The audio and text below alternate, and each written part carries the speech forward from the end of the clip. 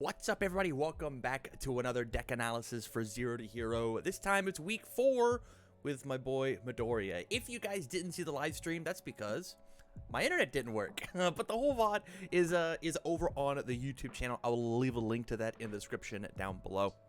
But go check it out. Incredibly fun. Ended up going at 2-1, fighting against Dobby 3 for a win, All Might 5 for a win, and then losing to Toga 3, because that character is way better than people are giving her credit for. But I think the character's very good.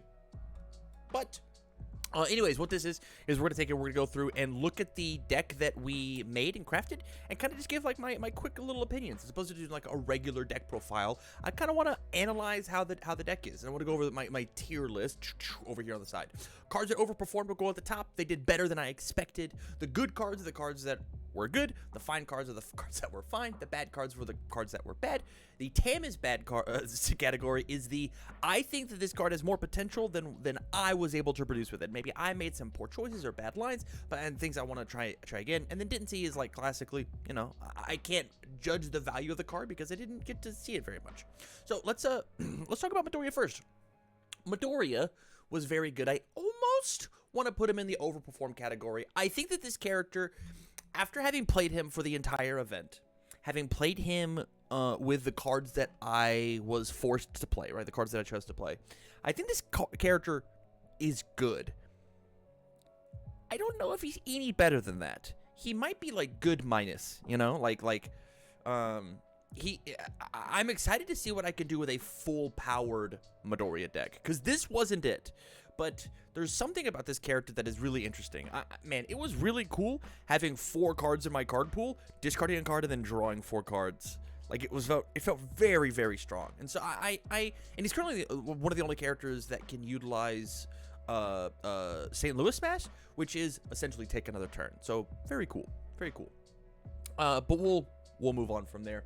Up next, we have Air Force Blast, which was incredible. I mean, it was good, right? I don't know if it overperformed, just because, like, all it is a stat stick, right? Like, it did its job, and its job was done well. The thing about this Midoriya deck, and as Midoriya himself, is you kind of don't want to pump on every single one of your moves, right? If you pump and use Midoriya on every single move, whether you have the Air Force gloves out for stun or not, your opponent just blocks the last thing that you play. Right? They can read whenever you're done, and then they're cool with it. And so my thing for Air Force Blast was it felt very good as a way to get things committed without having to use Midoriya first, right? So it was cool. Last second release. I only had 2 of these in the deck, and this card was good, right? It's mid-zoned, so like that's a little rough, so it could drop down to the fine button. But like if my opponent just like doesn't respect this card and I have any other pump involved, this card like becoming like a 7 damage move out of nowhere feels really strong. And so like it felt like they wanted to block this. Never really got the EX to it, or if it did, it wasn't impactful enough to like really remember. So I'll drop it down to the fine category. It was fine. St. Louis Smash. So I'm going to put this card in the fine category. This card is one of those ultra rares that I wanted to be a 4X in all of my decks. I only played 2 of it. I only have 2 of it. And so I think that Midoriya is supposed to play 1 or maybe 2 of his ultra rare. This card is not a I want to see this every single time type of card. This card let me win a game because I got to clear my card pool and continue to play my turn, right? I had a turn where I played like 8 or 9 attacks. The issue with Midoriya is that they're all for printed. As soon as we can figure out how to make them not for printed, I mean, we're off to the races, but that's just where it is. I'm a Hero 2. This card was fine in the context of this deck. The best thing about this card is 2 mid-block breaker. And it also like accidentally gave me some counters for Jiro's base, and this thing wore Jiro's base really well, which we'll get to eventually. This card was very strong. I'm very happy with this card. Next, I Won't Back Down. This card overperformed. This card was so cracked in my deck. It was one of those cards that my opponent like never wanted to block. They just didn't want to block it, and it always was like, I Won't Back Down into something else, and it gave me a momentum for Jiro's base. This I Won't Back Down combined with Jiro base is just like so strong. It's really good. And the Deadlock threat was good. Tasty Riff, overperformed, right? Like I keep falling more and more and more and more and more in love with this card. This card is is actually my favorite card to play at the moment. Every deck that I can play with this card, I will be playing with this card from just now on. It's just actually too much fun. If you have not put together a Tasty Rift deck, it's the #1 thing you should do with the new year. Dragon Crash, 3 low for 6, pretty good. Dragon Crash 6 low for 7, incredible.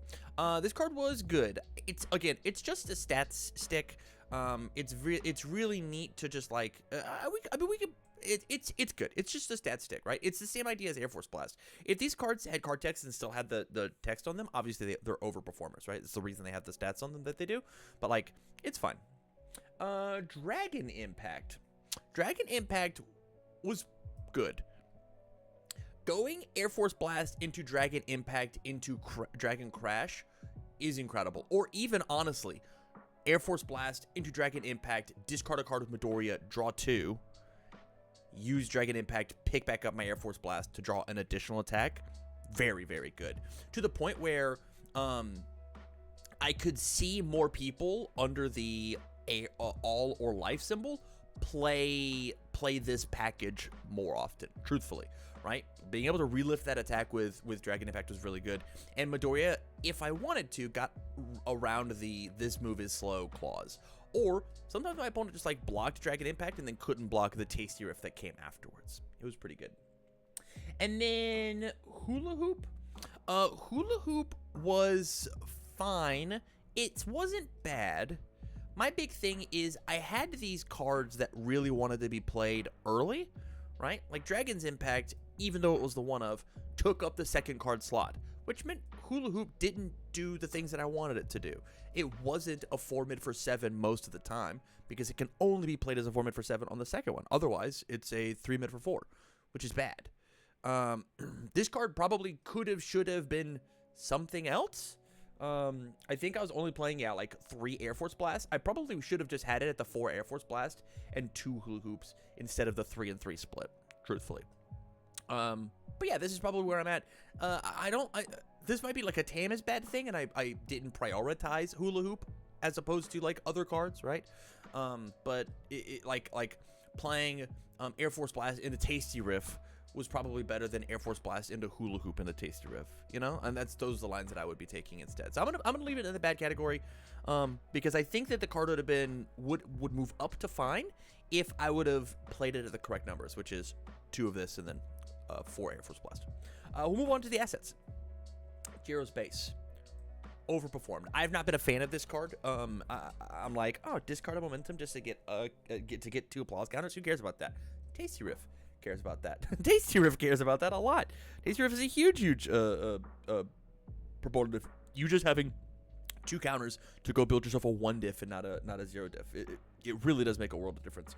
And the fact that it gives the opposite stats of Midoriya is really where I think that this deck shines, right? Giving your things +4/+4 for readying one of their things and getting rid of 2 applause counters is incredible. It's really, really strong. And like the fact that you can like gain counters, lose counters so quickly in this deck is just like, it's very, very cool. And then Air Force Gloves. Air Force Gloves, again, overrated. I wanted to have more Gyro's Base. I wanted to have more Air Force Gloves in the deck both ways.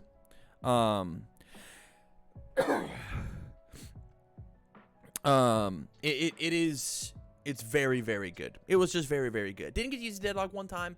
My opponent was so afraid of it, they skirted out of Deadlock as quick as they could. And it also says, after you play your second Charger Punch attack this turn, so it has to be the second one. Same idea of like what Hula Hoop had going on. Onto the foundations. Dangerous Combatant was bad. Surprisingly bad.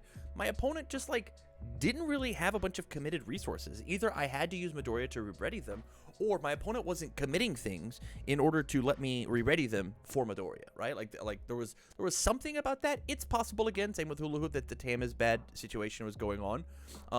Maybe this card wasn't, because I hate flip draw a card on my opponent's turn. I just don't like doing it. I think that is like mismanagement of resources.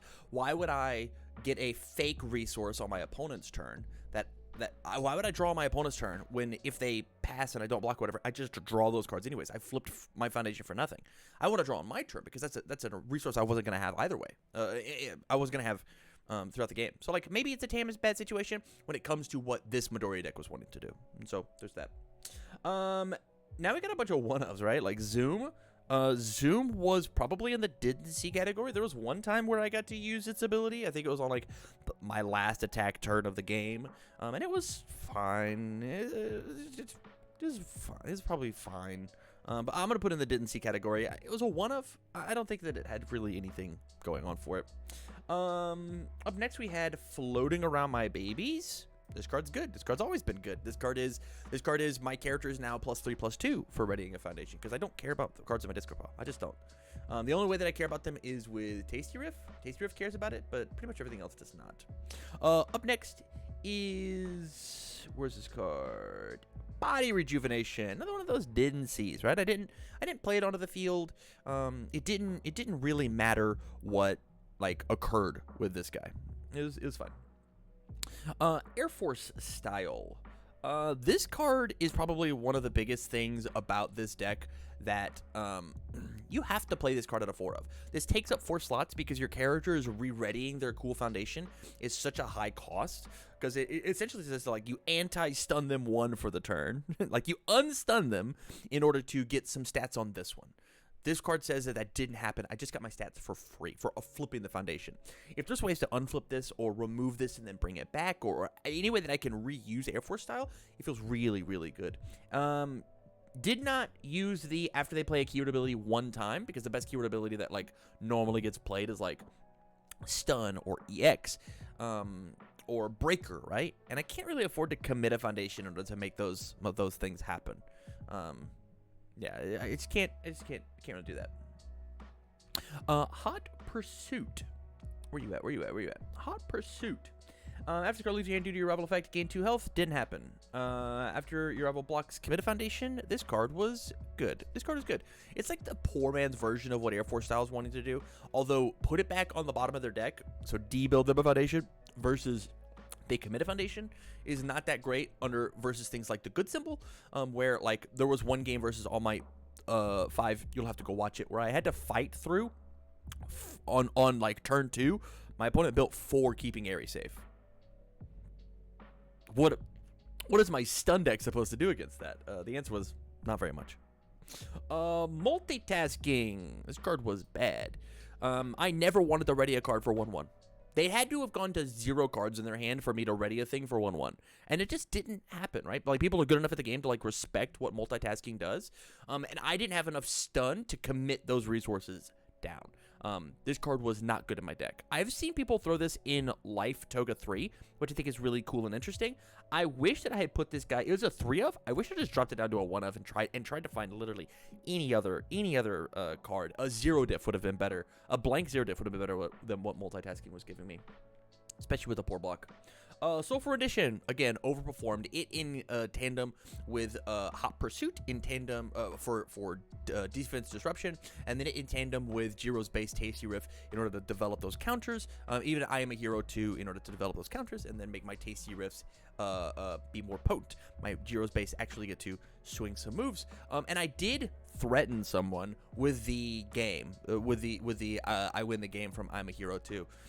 It was not going to happen. I knew it wasn't going to happen, but they were like, man, I have to make sure that you don't get these counters. And I went, oh, okay. It's not in my game plan to kill you with I'm a Hero 2. But, you know, who knows? It could happen, right? Up next, number 10, Pro Hero. This card's good, right? It's just a 0/6, 1 high block. There's nothing you can really say negatively about this card. It just is a good card. Bewildered. Man, one of the cards that I wish I would have seen, but I just didn't.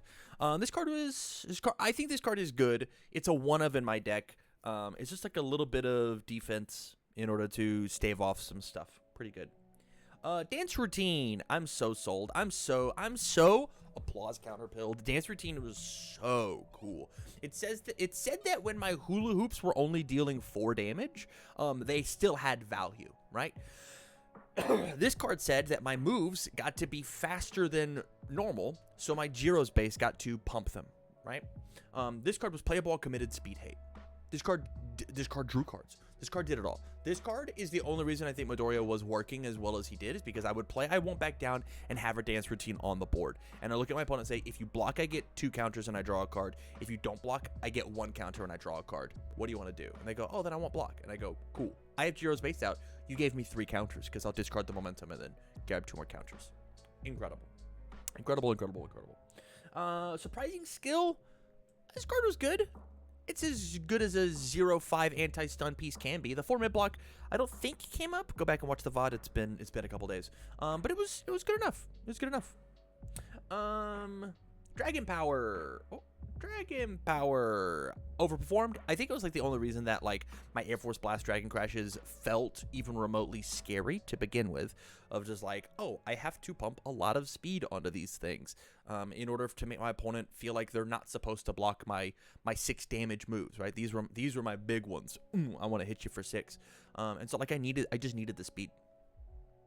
Vast Hybrid, again, overperformed. This card is cracked. This card's so good. Oh, did I miss? Where did it? Oh, it's all the way to the front. Vast Hybrid, Vast Strength, excuse me, is so good. It overperformed. It said that some of my opponent's moves just like didn't get to do the thing that they wanted to do. Hey, did you want to deadlock it hits on your Vile Seizing? No, you don't get to do that. I mean, my checks are going to be where they're supposed to be. This card just like felt super good. Up next, we have Lessons from Taiyaki. Another one of those didn't see cards. The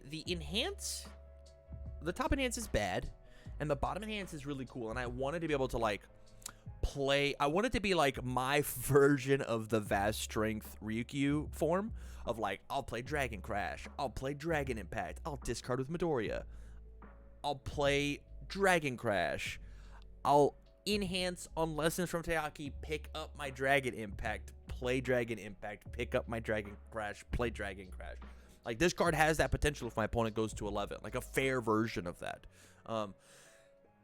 Not at form speed. It can be canceled. My opponent can mess around with it. There's just it just never happened. We just didn't see it. And then my last one, Hatsume's Design, a card that I should have had 4 of. This card was good to the point of it overperforming. If I have at least 1 asset, gain 2 health.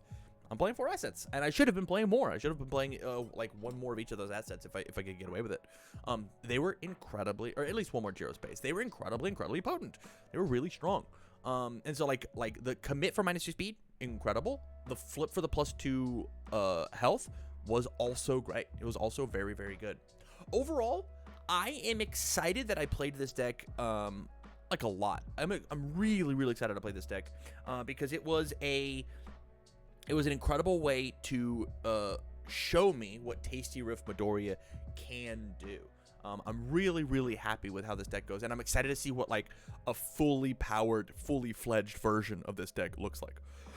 But with that, you guys, thank you much for watching. If you have not gone over and you're watching this a couple weeks later over on YouTube, go maybe think about supporting me over on Patreon.